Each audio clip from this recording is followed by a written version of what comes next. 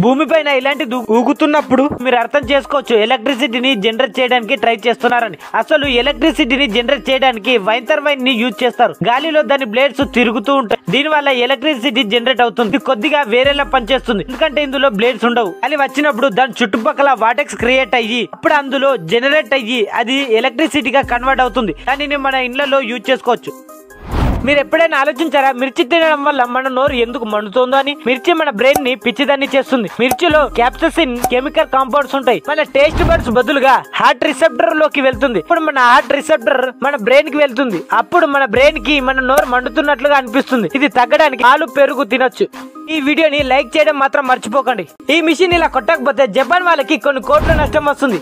అసలు ఇది స్నోఫాల్ ఇలా రోడ్ల మీద పడ్డప్పుడు దానిని తీసివేస్తారు. తీసిన ఐస్ ని డంప్ చేయడానికి వాళ్ళ దగ్గర స్థలం లేనేలేదు. దీని వల్ల ఐస్ ని ట్రక్కులో నింపి సముద్రంలో పాడేస్తారు. కానీ ఇందులో కూడా చాలా ప్రాబ్లం వస్తుంది. రోజుకి ఇన్ని ట్రక్కులు కాలవుతాయంటే సముద్రంలో వేసిందంతా ఒక గుట్టలాగా మారిపోతుంది. దీని వల్ల ఇది ట్రాన్స్పోర్ట్ చేయడం ఆగిపోతుంది. దీని నుంచి తప్పించుకోవడానికి ఈ మిషన్లను ఇలా పెట్టడం జరుగుతుంది. పగలు రాత్రి వాటర్ ఇలా కొడుతూనే ఉంటారు. ఐస్ ని కరిగించేంత వరకు ఇలా కొడుతూనే ఉంటారు. ఐస్ కరిగిన తర్వాత ఆ మిషన్లను ఆఫ్ చేస్తారు. ఈ వీడియోని లైక్ చేయడం మాత్రం మర్చిపోకండి.